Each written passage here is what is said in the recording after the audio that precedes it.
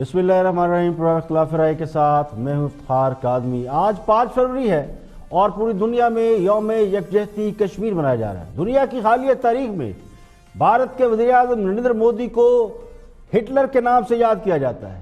Kashmir general Nazir آج نریندر مودی کے ظلم و جبر کا شکار ہے، لیکن پوری دنیا کشمیریوں کے ساتھ کھڑی ہے۔ کل ہٹلر بھی طاقت کے زوم میں تھا اور دنیا کو اپنے پاؤں تلے روننا چاہتا تھا۔ آج نریندر مودی بھی اس کے نقش قدم پر چل رہا ہے۔ بھارت نے کشمیریوں کو آزادی سے محروم کر کے بلکہ جینے کے حق سے محروم رکھا ہوا ہے۔ یوم یکجہتی کشمیر پر اس سے خوبصورت تحفہ پاکستان کے عوام کے لیے ہو نہیں سکتا تھا جو آج وزیر اعظم آزاد کشمیر راجہ فاروق حیدر نے کروڑوں پاکستانیوں کو دیا۔ کبھی کبھی کوئی بات ایسی بھی ہوتی ہے جو حالات و واقعات کی غمازی کرتی ہے اور دلوں کو چھو جاتی ہے۔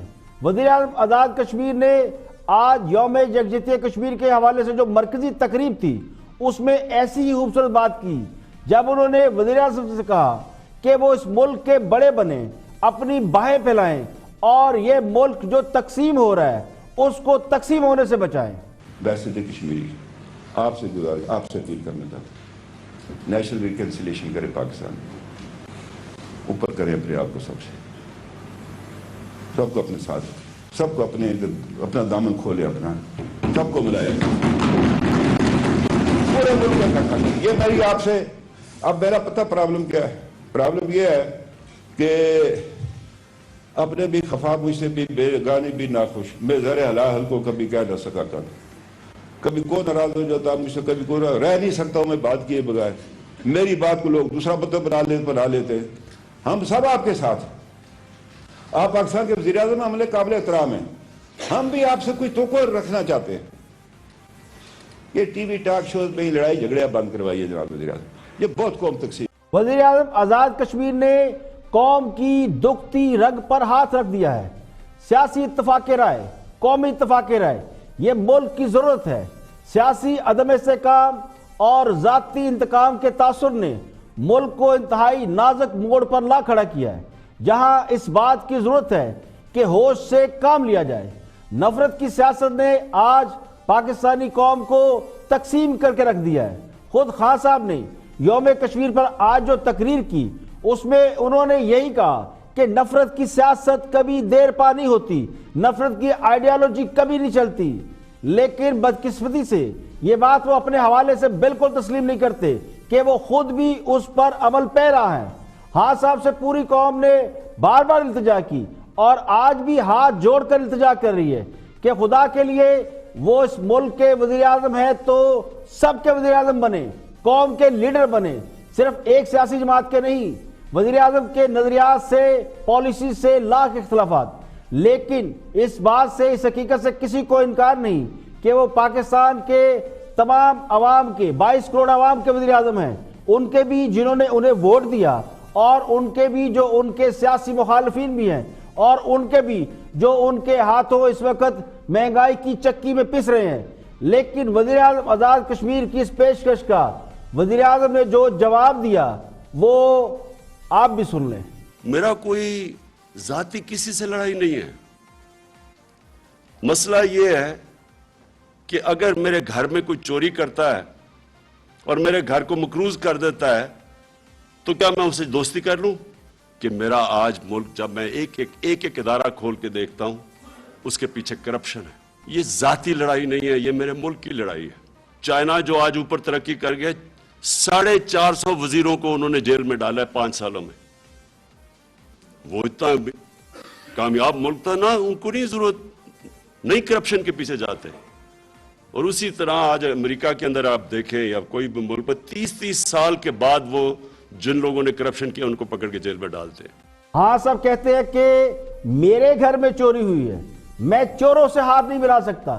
تو پہلی بات تو یہ ہے کہ خان صاحب یہ ملک صرف آپ کا گھر نہیں ہے، یہ ملک ان کا بھی گھر ہے جنہیں آپ چور چور کہہ رہے ہیں، اور گھر والے اگر چوری کریں تو اس کی سزا گھر کے دیگر افراد کو نہیں دی جاتی، نہ چوری کرنے والے کو گھر سے نکالا جاتا ہے۔ ہاں صاحب دنیا کو تو آپ یہ پیغام دیتے ہیں کہ نفرت کی سیاست کو ختم کر دیں، لیکن خود اس بات کو سمجھنے سے اللہ جانے کیوں قاصر ہے جو کچھ آپ کر رہے ہیں، جو کچھ حکومت کر رہی ہے، اسے بھی لوگ نفرت، تعصب اور انتقام ہی سمجھ رہے ہیں۔ ہاں صاحب پر تنقید ان کی پالیسی، اقدامات، گورننس کی وجہ سے ہوتی ہے، ان کی خامیوں اور کمزوریوں کے حوالے سے ہوتی ہے، لیکن خان صاحب کو اس چوری کی تو فکر ہے جو پتہ نہیں ہوئی بھی ہے کہ نہیں، کیونکہ نہ چوری ثابت ہو رہی ہے نہ کوئی چور پکڑے جا رہے ہیں، لیکن ان چوروں کی جو ان کی آنکھوں کے سامنے عوام کی جیبوں سے کبھی گندم کے نام پہ، کبھی آٹے کے نام پہ، کبھی چینی کے نام پہ، کبھی ادویات کے نام پہ چوریاں کر رہے ہیں، کبھی ڈیم فنڈ کے نام پہ پیسے کھا رہے ہیں، وہ خان صاحب کو نظر نہیں آتے۔ خود خان صاحب نے ایف آئی اے کو بیرونی قرضوں میں ہیرا پھیری کی تحقیقات کا حکم دیا تھا، ایک بہت بڑا کمیشن بنایا تھا، وہ رپورٹ بھی آ چکی ہے، اور وہ یہ رپورٹ بتاتی ہے کہ جتنا قرضہ لیا سابقہ حکومتوں نے وہ قومی خزانے میں گیا، اس میں 1 ارب 1 روپے کی بھی چوری نہیں ہوئی۔ اس کے باوجود خان صاحب کی ضد یہ ہے کہ وہ اپنوں سے ہاتھ نہیں ملائیں گے مگر غیروں کے لیے جان بھی حاضر ہے۔ چاہے خان صاحب وزیر اعظم راجہ فاروق حیدر کی اس بات کو جو میرے نزدیک گولڈن ورڈ تھی وہ مانے یا نہ مانے، مگر ہم کشمیریوں کے ساتھ کھڑے ہیں اور کھڑے رہیں گے۔ پروگرام میں اور بھی ہم موضوعات شامل ہیں، دیکھتے ہیں ہائی لائٹ۔ نہیں، وہ یہ کہہ رہے ہیں کہ بزدار کا تجربہ جو ہے 1.5-2 سال کا یہ بری طرح ناکام ہوا ہے، اور میرا جو ماڈل تھا جب میں وزیر اعلیٰ پنجاب تھا چوہی پرویز لائی، اس وقت بہتر ارینجمنٹ تھے، اور اگر میرا مقابلہ شہباز شریف سے کیا جائے تو میں ہینڈز ڈاؤن بہتر نظر آؤں گا، یہ ان کا ویو ہے۔ 85 سے خرم صاحب کی جماعت کا بھی اس میں بڑا حصہ ہے، اس حکومت میں آن اینڈ آف یہ رہے ہیں، حکومت میں کافی لمبے عرصے کے لیے رہے ہیں۔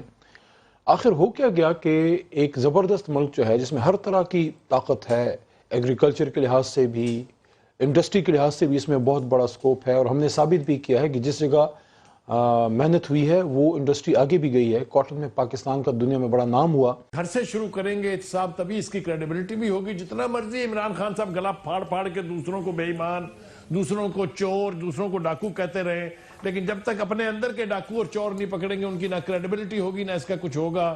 یہ ابھی واجد ضیاء صاحب کے بارے میں بھٹی صاحب فرما رہے تھے، آپ کا خیال یہ کہ واجد ضیاء کو اس لیے لگایا کہ وہ پی ٹی آئی کے بندے پکڑے؟ فار گاڈ سے کون سی دنیا میں آپ رہتے ہیں؟ اور آپ باہر سے مطلب یہ عمران خان صاحب نے اپنی کیبنٹ میٹنگ کا جو ذکر کرنے کا، میں پھر باہر سے کھول دوں گا چینی اگر مجھ سے کوئی کسی کا یہ خیال ہے۔ یہ کیبنٹ میٹنگ میں انہوں نے کہا، مجھے سمجھ نہیں آ رہی وہ کیسے کھول دیں گے، مجھے سمجھائیں۔ وہ کہیں پلے نہیں دھیلا کر دی پھر میلا میلا۔ ایک طرف ہارٹ منی کے نام پہ جس کا ہم رونا کئی دفعہ رو چکے ہیں، ایک ایک ٹکا اکٹھا کرنے کے لیے دنیا کا ہائیسٹ قسم کا آپ نے یہاں پہ وہ دیا ہوا ہے۔ نہیں، وہ تو میاں صاحب کو پتا ہونا چاہیے کہ ابھی جو حکومت ناکام ہوگی ریونیو کا ٹارگٹ پورا کرنے میں 300 ارب روپے کا شارٹ فال ہے، اور اب منی بجٹ لانے کی تیاری ہو رہی ہے۔ افتخار صاحب، آنی ہاتھوں سے گورنمنٹ جو ہے وہ آنی ہاتھوں سے حکومت جو ہے وہ مافیا کے خلاف چلی ہوئی ہے، کیا کرے مزید؟ آنی ہاتھ کہاں سے لے گئے؟ ایک آنی ہاتھ تو لگائے میں انہوں نے، اور کیا کریں؟ یہ تبدیلی گندی ہو گئی ہے اور بری طرح گندی ہو گئی ہے، یہ پٹ گئی ہے۔ جنہوں نے ووٹ دیا ہے وہ پریشان ہیں، جنہوں نے گنا ہے وہ سرگردان ہیں، اور اس کے سوا اب کوئی رستہ نہیں ہے، کوئی حل نہیں ہے کہ دوبارہ عوام سے رجوع کیا جائے، پچھلے الیکشن کی طرح نہیں بلکہ جینون اور حقیقی الیکشن کرایا جائے۔ اور مہنگائی سے تنگ عوام کے لیے ایک اور بری خبر یہ کہ مہنگائی کا ایک اور سونامی منہ کھولے تیار کھڑا ہے۔ حکومت کو ٹیکس وصولی میں کمی کا سامنا ہے، جسے مزید ٹیکسوں کے ذریعے پورا کرنے کا فیصلہ کیا گیا ہے۔ ٹیکس خسارہ دور کرنے کے لیے اس بات کا امکان ہے کہ حکومت اگلے چند دنوں میں منی بجٹ لائے گی۔ آئی ایم ایف نے ٹیکس خزانہ میں کمی سے انکار کر دیا ہے۔ حکومت کو اگلے 2 ماہ میں 1110 ارب روپے کا ٹیکس جمع کرنے کا ہدف دے دیا گیا۔ حکومت کو آئی ایم ایف سے حاصل کیے جانے والے قرضے کی شرائط کے مطابق 31 مارچ تک تقریباً 3520 ارب روپے ٹیکس اکٹھا کرنا ہے، اور آئی ایم ایف نے حکومت کے لیے جو مجموعی ٹیکس کا ہدف مقرر کیا ہوا ہے وہ 5238 ارب روپے ہے۔ جنوری 2020 تک حکومت کو 3520 ارب روپے ٹیکس جمع کرنا تھا، لیکن حکومت اب تک مشکل سے 2400 ارب روپے ٹیکس جمع کر پائی ہے۔ پاکستان نے آئی ایم ایف کام سے ٹیکس وصولی کے ہدف میں نظر ثانی کا مطالبہ کیا ہے۔ ایف بی آر کے مطابق حکومت اپنے تمام ہنر اور جوہر آزمانے کے باوجود بھی ٹیکسوں کا ہدف پورا نہیں کر سکتی۔ ایف بی آر کے ذرائع کے مطابق زیادہ سے زیادہ اس مالی سال کے دوران 4455 ارب روپے ٹیکس جمع کیا جا سکتا ہے، जो IMF के हदफ से तकरीबन 1100 अरब रुपए का शॉर्टफॉल है। नजरसानी शुदा यानी टैक्सों में कमी के बाद भी यानी 5238 अरब रुपए का हदफ है। उस हिसाब से देखा जाए तो ये शॉर्टफॉल तकरीबन 786 अरब रुपए रह जाएगा। इस सूरत हाल के पेश नजर टैक्स रेवेन्यू में इजाफे के लिए अगले चंद रोज में एक और मिनी बजट लाया जा सकता है। टैक्सों की वजह से मुश्किल सूरत हाल से दो चार मुआशी सरगर्मियां और मुश्किलात का शिकार हो जाएंगी और उनमें मजीद कमी आएगी। FBR हुकाम का दावा यह है कि सबसे ज्यादा कमी इस बार कस्टम रेवेन्यू कलेक्शन में आई है, जहां से तकरीबन 1000 अरब रुपए रेवेन्यू का हदफ मुकर्रर किया गया था, लेकिन वहां से तकरीबन निसफ रकम मिलने की तवक्को है, यानी 500 से 600 अरब रुपया टैक्सों की सूरत में इकट्ठा होगा या हो चुका है। कस्टम साइड पर मनफी ग्रोथ ने सारा बोझ इनलैंड रेवेन्यू पर डाल दिया है।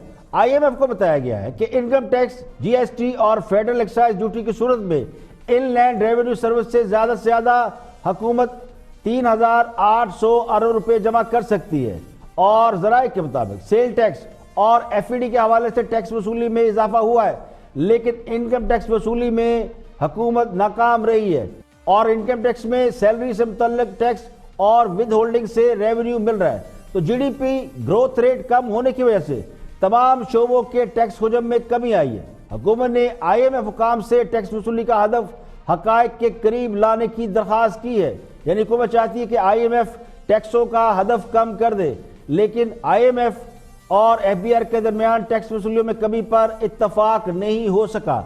अब या तो हुकूमत को दरामदात में इजाफा करना पड़ेगा ताकि कस्टम रेवेन्यू की वसूली का टारगेट पूरा किया जा सके। हुकूमत ने बजट खसारा कम करने के लिए दरामदात पर पाबंदी लगा रखी है, यानी इंपोर्ट भी कम हो रही है और एक्सपोर्ट भी कम हो रही है, जिसकी वजह से कस्टम रेवेन्यू कम हुई है। अब या तो हुकूमत इंपोर्ट खोल दे और बाहर से चीजें पाकिस्तान लाने की इजाजत दे तो टैक्स वसूली में इजाफा हो सकता है, या फिर अवाम पर मजीद टैक्स लगाए जाएंगे जिससे महंगाई में मजीद इजाफा होगा, जो पहले ही गुज़श्ता कई साल की बुलंद तरीन सतह पर पहुंच चुकी है। FBR के चेयरमैन शब्बर जैदी भी टैक्स वसूली का हदफ पूरा करने में नाकामी पर आसाबी दबाव का शिकार होकर सरकारी जिम्मेदारियां छोड़ चुके हैं। इस मुश्किल सूरत हाल में जबकि FBR का महकमा जिससे टैक्स वसूली का हदफ भी पूरा करना है, इसका कोई बाकायदा सरबराह भी मौजूद नहीं। हुकूमत ये हदफ कैसे पूरा करेगी, ये बहुत बड़ा चैलेंज है। इस चीज को अगर आप इसको खोलेंगे और आप बाहर से मतलब आप ये इमरान खान साहब ने अपनी कैबिनेट मीटिंग का जो जिक्र करने का, मैं फिर बाहर से खोल दूंगा चीनी अगर मुझसे कोई किसी का ये ख्याल है। ये कैबिनेट मीटिंग में उन्होंने कहा। मुझे समझ नहीं आ रही वो कैसे खोल देंगे, मुझे समझाएं। वो कहें पल्ले नहीं धेला कर दी फिर मेला मेला। एक तरफ हार्ट मनी के नाम पे जिसका हम रोना कई दफा रो चुके हैं, एक एक टक्का इकट्ठा करने के लिए दुनिया का हाईएस्ट किस्म का आपने यहाँ पे वो दिया हुआ है, आपने इंटरेस्ट रेट दिया जिससे लोकल आपका बिजनेस तबाह होकर रहेगा। आपने कहा लोकल बिजनेस आपका तबाह होता है, कोई ताजर कोई इंडस्ट्रियलिस्ट आपके बैंक बारो नहीं कर सकता, 13.5% पे कोई नहीं आपका लोन नहीं ले सकता। इस वजह से इकॉनमी रुक गई है, आपकी बिजनेस एक्टिविटी रुक गई है। खान साहब की हुकूमत कहती है, हफीज शेख साहब कहते हैं और गवर्नर कहते हैं रुकती है, मरती है, मर जाए, हम आपके लोकल बिजनेस को इसकी जो है ना इसकी जो रेशियो है हम नीचे नहीं आके लाएंगे। ये इंटरेस्ट रेट क्यों नहीं लाएंगे? क्योंकि हार्ट मनी आ रही है। हार्ट मनी क्या आ रही है कि बाहर का जो बिजनेसमैन है वो आपको 13.5% जो है और प्लस उसको जाकर 16-17% हो जाता है।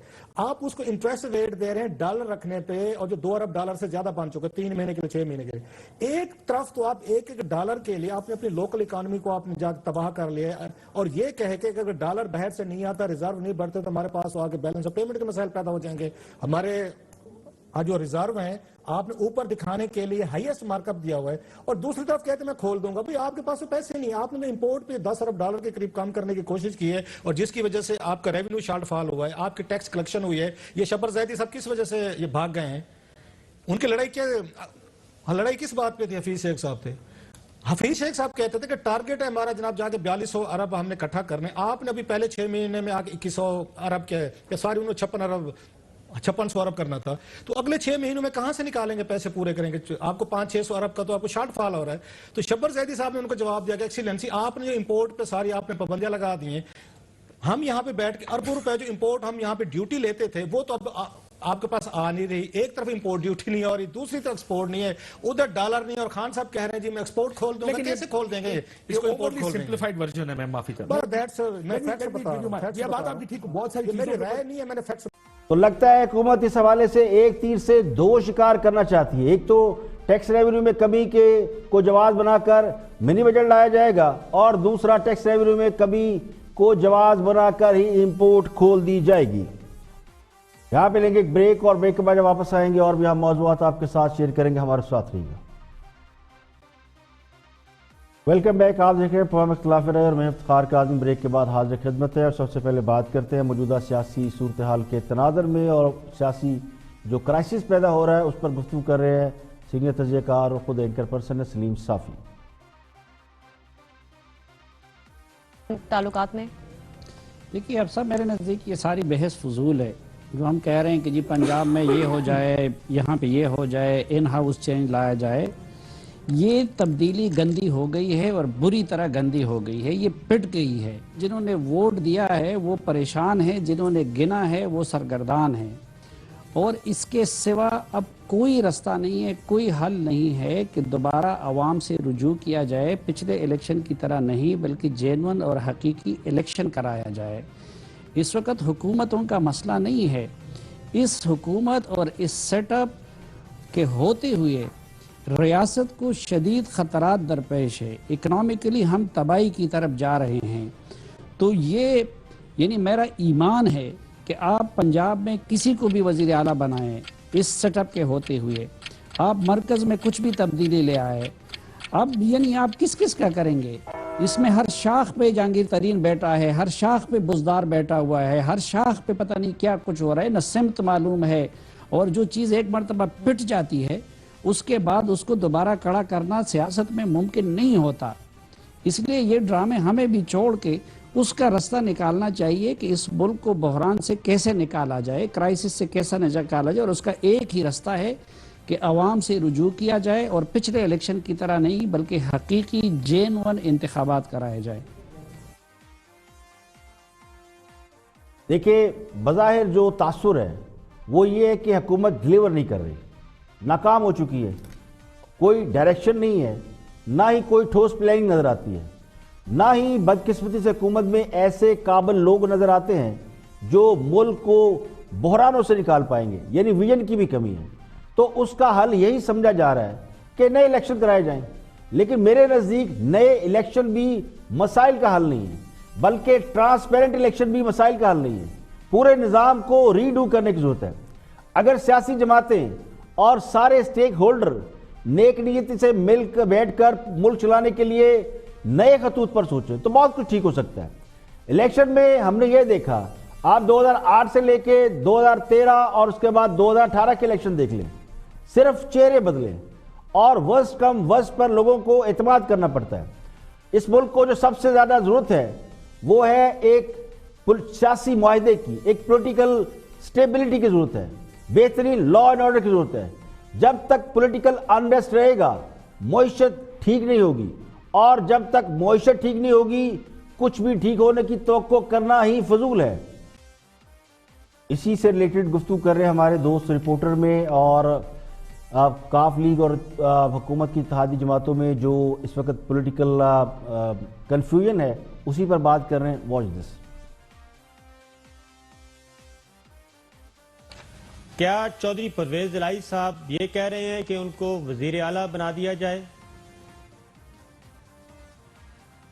نہیں, وہ یہ کہہ رہے ہیں کہ بزدار کا تجربہ جو ہے 1.5-2 سال کا یہ بری طرح ناکام ہوا ہے, اور میرا جو ماڈل تھا جب میں وزیر اعلیٰ پنجاب تھا چودھری پرویز الہی, اس وقت بہتر ارینجمنٹ تھے, اور اگر میرا مقابلہ شہباز شریف سے کیا جائے تو میں ہینڈز ڈاؤن بہتر نظر آؤں گا. یہ ان کا ویو ہے. ہمارا موقف یہ ہے کہ 1.5 سال یہ بیٹھ رہے ہیں پنجاب میں, ایفیکٹولی ان کا قابو اور کنٹرول ہے, معاف کرنا, ہر ان کے کام ہو رہے تھے جائز نجائز. اس وقت سب ٹھیک تھا, ہر وقت رات دن اٹھتے بیٹھتے عثمان بزدار, ہم اور عثمان, یہ پی ٹی آئی بھی چھوڑ جائے اگر عثمان بزدار کو تو ہم نہیں چھوڑیں گے کبھی کچھ. اب ایسی کیا مسئلہ ہوا ہے, لیکن اب پرابلم ان کا یہ ہو گیا ہے, پاپڑ تو ہر کوئی بیلتا ہے کہ جی ہمارا کوئی دال لگ جائے, ہوا یہ ہے کہ نون لیگ والے جو لیڈرشپ ہے آپ ان کی طرف نہیں آ رہے جی کہ مریم صاحبہ جو یہاں 2 مہینے سے چپ بیٹھی ہیں مراقبے میں چلی گئی جنہوں پنجابی سے کئی دفعہ پورے سے پے نے جو نواز شریف لندن میں ہے شہباز شریف ہے وہ کون سا معاہدہ کر کے گئے ہوئے ہیں جو پی ٹی آئی اب کسی اتحادی سے یا غیر اتحادی سے کوئی ڈکٹیشن لینے کو تیار ہی نہیں ہو رہے ان کو پتا ہے کہ بھئی ان کو بتا دیا گیا کہ اگلے الیکشن تک آپ نے اب اس سیٹ اپ کو نہیں چھیڑنا. دیکھیے تصویر کا دوسرا رخ یہ ہے جس کے بارے میں کچھ عرصہ قبل چودھری شجاعت نے کہا تھا کہ ایک وقت ایسا آئے گا کہ کوئی بھی وزیر اعظم بننے کے لیے تیار نہیں ہوگا. اس وقت بڑی سیاسی جماعتوں میں کوئی بھی جماعت ایسی نہیں جو اپنے گلے میں گھنٹی باندھنے کو تیار ہو. ہاں صاحب کو بھی اتحادیوں سے کوئی خطرہ نہیں. خطرہ تو اس وقت ہوتا جب اپوزیشن باہیں پھیلائے کھڑے ہوتی, ان ہاؤس تبدیلی یا کسی اور طریقے سے یہ کوشش کی جاتی کہ حکومت گرا دی جائے, تو حکومت کے حمایتی اس کو کسی معاہدے کا نتیجہ قرار دے کر اسے حکومت کی کامیابی قرار دے رہے ہیں. کیونکہ اپوزیشن ایکٹیو نہیں ہے تو اسے حکومت کی کامیابی سمجھا جا رہا ہے. اب مولانا فضل الرحمان اور دیگر کچھ سیاسی جماعتیں ان کا نقطہ نظر کچھ اور ہے. وہ ہر صورت تبدیلی کے حق میں ہیں, لیکن ان کے پاس پارلیمنٹ میں اتنی سیٹیں نہیں ہیں, اتنا مینڈیٹ نہیں ہے کہ وہ الائز کر کے بھی حکومت بنا سکے. تو خان صاحب کے جو اس وقت کانفیڈنس ہے, جو اتحادیوں کو لفٹ نہیں کرا رہے, اس کی اصل وجہ جو مجھے نظر آتی ہے وہ یہی ہے کہ اتحادیوں کا حکومت کے ساتھ رہنا اب ان سے زیادہ اتحادیوں کی مجبوری ہے. اگر کسی نے ان ہاؤس تبدیلی یا متبادل سیٹ اپ کا وعدہ کیا بھی تھا, یعنی جب مولانا نکلے تھے اور انہوں نے دھرنا دیا تھا, تو جن سے بھی انہوں نے وعدہ کیا تھا وہ پتے تو ہوا دے چکے ہیں. لیکن اتحادی اس کوشش میں ہے کہ اپنی اہمیت کو اسی طرح تسلیم کرا سکیں جس طرح دھرنے سے پہلے ان کی اہمیت تھی. لیکن دھرنے کے بعد اور اپوزیشن کے پیچھے ہٹنے کی وجہ سے وہ سچویشن بدل چکی ہے. اگر تو اپوزیشن تھوڑا سا بھی بھاؤ دے تو خاص صاحب اتحادیوں کے مطالبات ماننے میں 2 منٹ نہیں لگائیں گے. یہاں پہ لگے ایک بریک, اور بریک کے بعد واپس آئیں گے اور بھی ہم موضوعات آپ کے ساتھ شیئر کریں گے. ہمارے ساتھ رہیے گا. Welcome back. آپ دیکھ رہے ہیں پروگرام اختلاف رائے, میں افتخار کاظمی. بریک کے بعد حاضر خدمت ہے. بہت سی جرنلسٹ ہیں اور بہت سے اخبارات کے مدیر بھی رہے. سلیم بخاری صاحب تجزیہ کر رہے ہیں ملکی سیاست کا اور حالات کا. دیکھتے ہیں کیا فرماتے ہیں سلیم بخاری صاحب. گھر سے شروع کریں گے احتساب, تبھی اس کی کریڈیبلٹی بھی ہوگی. جتنا مرضی عمران خان صاحب گلا پھاڑ کے دوسروں کو بے ایمان, دوسروں کو چور, دوسروں کو ڈاکو کہتے رہے, لیکن جب تک اپنے اندر کے ڈاکو اور چور نہیں پکڑیں گے ان کی نہ کریڈیبلٹی ہوگی نہ اس کا کچھ ہوگا. یہ ابھی واجد ضیاء صاحب کے بارے میں بھٹی صاحب فرما رہے تھے. آپ کا خیال یہ کہ واجد ضیاء کو اس لیے لگایا کہ وہ پی ٹی آئی کے بندے پکڑے؟ فار گاڈ سے کون سی دنیا میں آپ رہتے ہیں؟ میں آپ کو دو جلدی کچھ مثالیں دے دیتا ہوں. کس کو لگائیں؟ میں آ رہا ہوں نا جی, میں آ رہا ہوں, مجھے بات تو کر لینے دینا بھٹی صاحب. نہیں کریں لیکن کس کو لگائیں؟ کہ آپ نے سر میں عرض کر دیتا ہوں نا آپ کو. دیکھیے ہم نے یہ دیکھا کہ ایک شخص ہے, ان کا نام ہے انیل مسرت, وہ شیخ رشید صاحب کو ہیرٹس میں شاپنگ کرا رہے ہیں اور بہت سے منسٹروں کو کرا رہے ہیں. عمران خان صاحب کے بیٹوں کو لے کے ورلڈ کپ میں پہنچے ہوئے ہیں. ہمیں کوئی اعتراض نہیں ہے, دوست ہونے چاہیے, سب کے ہونے چاہیے. لیکن اگر کل کو انہیں 50 لاکھ گھر بنانے کا ٹھیکہ مل جائے گا تو کیا کہیں گے اس کو آپ؟ جب تک آپ یہ چیزیں آئیڈینٹیفائی نہیں کریں گے. وہ ملک ریاض صاحب کو جرمانہ ہوا تھا, اس کے پیسے کیسے چلے گئے سپریم کورٹ کے اس فنڈ میں جناب, جو جرمانے کے اندر اس کے کاؤنٹ ہو گئے؟ کون ذمہ دار تھا؟ کسی کو آئیڈینٹیفائی کیا آپ نے؟ صرف حلق پھاڑ کے دوسرے چور ہیں, اور اپنے گریبان میں بھی تو جھانکو نا, تبھی کریڈیبلٹی ہوگی, تبھی یہ معاملہ کسی نہج پہ پہنچے گا. ورنہ چیخیں مارتے رہے, پہلے بھی مارتے رہے تھے. آپ کا خیال ہے کہ نواز شریف نے کبھی نہیں کہا تھا کہ بڑے چور ہیں, بڑے مافیاز ہیں؟ زرداری صاحب نے کبھی نہیں کہا تھا, سب نے کہا تھا.